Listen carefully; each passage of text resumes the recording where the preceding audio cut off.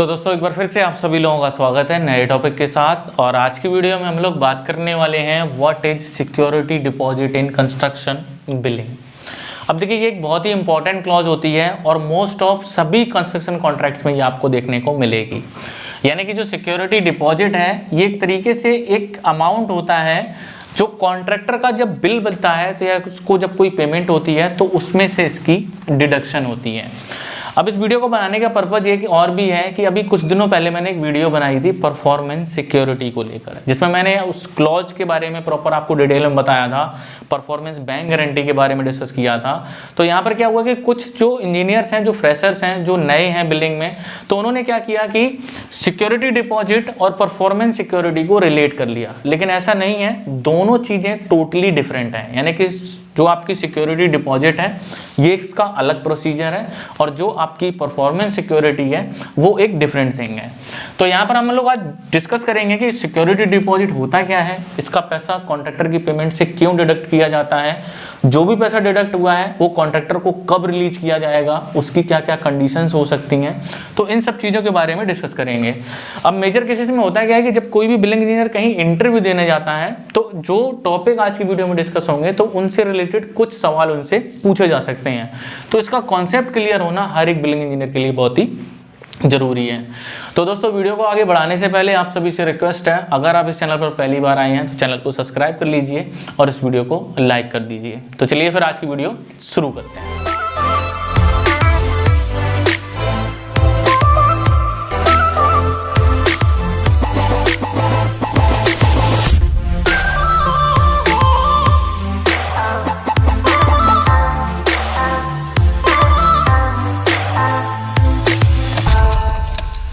तो चलिए दोस्तों बिल्कुल बेसिक से स्टार्ट करेंगे। अब सिक्योरिटी डिपॉजिट हमारी जिन भी कंस्ट्रक्शन की क्लॉजेस से जैसे लिंक होती है, तो जो भी इंपॉर्टेंट पॉइंट्स हैं जो बिल्डिंग इंजीनियर को पता होने चाहिए उनको मैंने यहाँ पर लिस्ट आउट किया हुआ है। अब यहाँ पर ध्यान रखना है कि कोई भी बिल्डिंग इंजीनियर जब किसी भी प्रोजेक्ट के लिए बिलिंग करता है तो उसका सबसे पहला रूल होता है कि जो भी पेमेंट्स के लिए जो भी टर्म्स एंड कंडीशन उसके एग्रीमेंट में बाइंड हुई हैं तो उनको सबसे पहले स्टडी करे। तो ऐसे में क्या होगा कि जब किसी भी आप कॉन्ट्रैक्ट को या एग्रीमेंट को स्टडी करोगे, रिव्यू करोगे किसी प्रोजेक्ट के लिए, तो मे भी हो सकता है कि किन्हीं किन्हीं क्लॉजेज में ये वर्ड आपको देखने को मिले सिक्योरिटी डिपॉजिट, और मे भी हो सकता है कहीं कहीं देखने को मिले रिटेंशन मनी। ये दोनों चीज़ें सेम होती हैं जिनका डिडक्शन कॉन्ट्रैक्टर को होने वाली पेमेंट से डिडक्ट किया जाता है एक सर्टेन परसेंटेज। यानी कि कॉन्ट्रैक्टर ने क्या किया, मंथ पर साइट पर काम किया, ऐसे में क्या होगा कि जब उसको जो पेमेंट की जा रही होगी तो उसमें से एक डिडक्शन होती है, जो भी परसेंटेज आपका इन वाली क्लॉज में मेंशन होगा। गवर्नमेंट के सेक्टर में अगर मैं CPWD की बात करूं तो ये हमारा 2.5% होता है, लेकिन प्राइवेट सेक्टर में बात करोगे तो स्टैंडर्ड केस में ये ज़्यादातर के केस में 5% का जो रिटेंशन अमाउंट है वो कॉन्ट्रैक्टर के हर एक बिल से। यहाँ पर ध्यान रखना है कि कॉन्ट्रैक्टर मंथ में काम करेगा और जितने भी मंथ उसका काम चलेगा और जितने भी उसके बिल बनेंगे तो हर बिल से उसका 5% रिटेंशन अमाउंट होल्ड कर लिया जाएगा, जो कि हर बिल के साथ उसका क्यूमुलेट होता रहेगा। यानी कि first, second, third, fourth, fifth, seventh जितने भी बिल बनेंगे तो वो सारा अमाउंट किस वैल्यू पे, यहाँ पर सबसे पहले बता रहा हूँ, deducted from RA bills, work done की वैल्यू जो कि एक्सक्लूडिंग टैक्सेस होती है। अब इस चीज को ध्यान रखना है कि जो वर्क डन की वैल्यू होगी उसके ऊपर GST इंक्लूड नहीं होगा, सिर्फ वर्क डन की वैल्यू के ऊपर 5% या जो भी परसेंटेज उस क्लॉज में मेंशन हो तो उतना पैसा होल्ड कर लिया जाएगा। अब बात आ जाती है पैसा होल्ड क्यों हो रहा है, उसके पीछे का रीजन होता है DLP, जिसको हम लोग बोलते हैं डिफेक्ट लायबिलिटी पीरियड। अब इसको समझ लेते हैं। मान लेते हैं किसी कॉन्ट्रैक्टर को काम दिया गया, वो इस पॉइंट पर हमारा स्टार्ट होता है और इसको काम करने की जो ड्यूरेशन है वो हमारी 6 महीने की थी।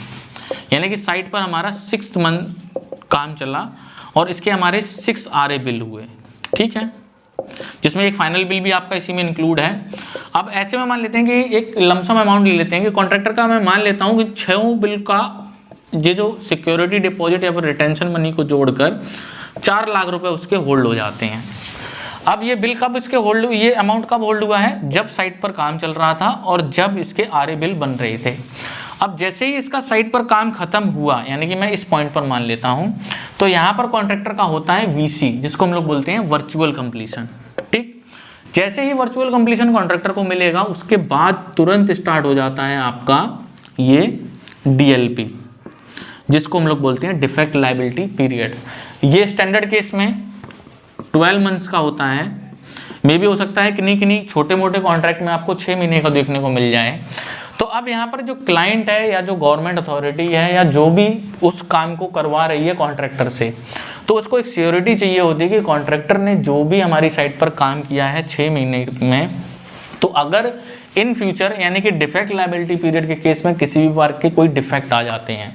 जैसे कि मान लीजिए कि कॉन्ट्रैक्टर ने कोई पैनलिंग का काम किया है लैमिनेट का, और लैमिनेट में बबलिंग आ जाती है या लैमिनेट पील ऑफ हो जाता है,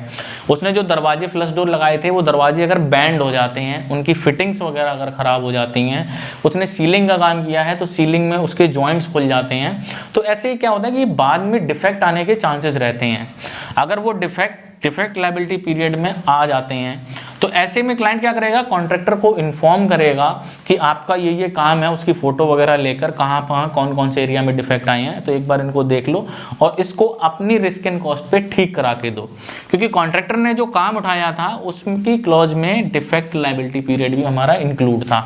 तो ये पैसा एक सिक्योरिटी के तौर पर है कि अगर कोई भी डिफेक्ट वगैरह अगर आएंगे तो कॉन्ट्रैक्टर उसको फ्री ऑफ कॉस्ट ठीक करेगा। और इसी के अपोजिट मान लेते हैं कि कॉन्ट्रैक्टर क्लाइंट के उसको रिस्पॉन्स ही नहीं करता है, यानी कि वो इंटरेस्ट ही नहीं दिखाता है उन डिफेक्ट्स को ठीक करने में, तो ऐसे में क्या होगा कि ये जो सिक्योरिटी के तौर पर क्लाइंट के पास पैसा होल्ड था तो उसको वो यूटिलाइज करके किसी भी थर्ड पार्टी से उन डिफेक्ट्स को ठीक करा सकता है।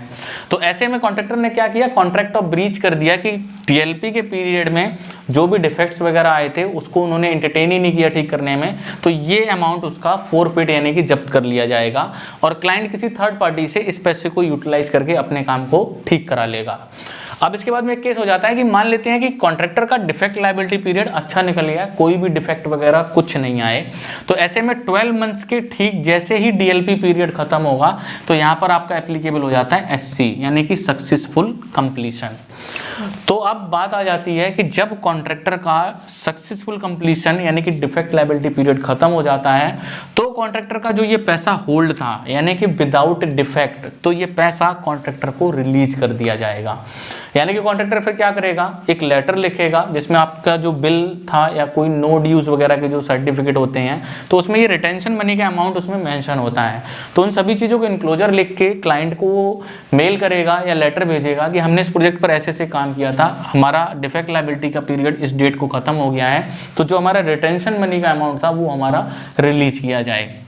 तो ऐसे में जो मेजर जो पॉइंट्स थे कि रिटेंशन मनी हमारी जैसे कहाँ से या सिक्योरिटी डिपॉजिट होल्ड होता है, तो वो आपका कॉन्ट्रैक्टर के जो RA बिल बनते हैं तो उनके ईच RA बिल से जो भी परसेंटेज मेंशन हो वो आपका होल्ड किया जाता है। क्यों होल्ड होता है, वो डिफेक्ट लायबिलिटी पीरियड के लिए एक सिक्योरिटी हमें चाहिए होती है कि कॉन्ट्रैक्टर कोई भी साइट पर काम कर रहा है तो अगर उसमें कोई भी डिफेक्ट वगैरह आए तो उनको वो अटेंड करे, उनको प्रॉपर ठीक करे। इसके बाद में हमारी ये रिटेंशन मनी रिलीज कब होती है, ये सक्सेसफुल कंप्लीशन यानी कि डिफेक्ट लायबिलिटी पीरियड पूरा हो जाने के बाद में उसको रिलीज कर दिया जाता है। ठीक है, तो ये कुछ इंपॉर्टेंट पॉइंट्स थे जो हमारे इन चीज़ों से रिलेटेड हैं यानी कि कंस्ट्रक्शन बिलिंग से।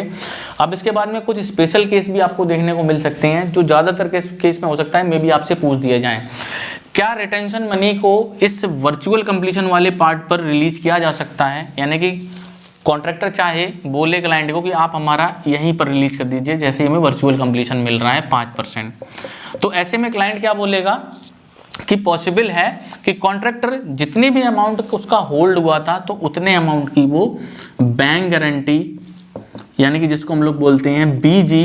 कितने पीरियड तक के लिए, 12 मंथ्स के पीरियड के लिए वो क्लाइंट को सबमिट करते, जिससे कि एक सिक्योरिटी जो है कॉन्ट्रैक्टर के पास बैंक गारंटी आ गई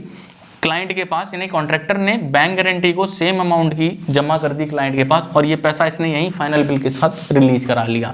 तो कुछ केसेस में ऐसा भी हो सकता है, अगर मान लीजिए कि कॉन्ट्रैक्टर की बैंक गारंटी इनके पास जमा है और मान लीजिए क्लाइंट ने इनको इन्फॉर्म किया डिफेक्ट जब आए हैं कि उसको ठीक करो और कॉन्ट्रैक्टर अगर रिस्पॉन्स नहीं करता है तो ऐसे में क्लाइंट ये BG को इनकैश करवा सकता है बैंक से। ठीक है, तो बहुत सारे केसेस में ऐसा भी हो सकता है कि आपकी जो 5% रिटेंशन मनी होल्ड हुई थी मे भी हो सकता है 2.5% अगेंस्ट बीजी आपकी यहाँ वर्चुअल कंप्लीशन पे रिलीज कर दी जाए और 2.5% सक्सेसफुल कंप्लीशन में रिलीज की जाए। तो यानी कि ये चली जाएगी अगेंस्ट बीजी के 2.5% जो कॉन्ट्रैक्टर को रिलीज करानी है और 2.5% आपकी होल्ड रहेगी। तो ऐसे केसेस भी बहुत सारे कॉन्ट्रैक्ट्स में होते हैं। तो ये काफ़ी इंपॉर्टेंट टॉपिक है खासकर कंस्ट्रक्शन बिलिंग के लिए। तो ये सभी बिलिंग इंजीनियर को पता होना चाहिए और जिसके जितने भी इंपॉर्टेंट पॉइंट्स थे वो मैंने इसमें कवर किए। तो दोस्तों अगर आपको मेरी वीडियो पसंद आई है तो इस वीडियो को लाइक करें, अपने दोस्तों के साथ शेयर करें और चैनल को जरूर सब्सक्राइब करें। तो ठीक है दोस्तों, फिर हम लोग मिलेंगे नई वीडियो के साथ, नए टॉपिक के साथ।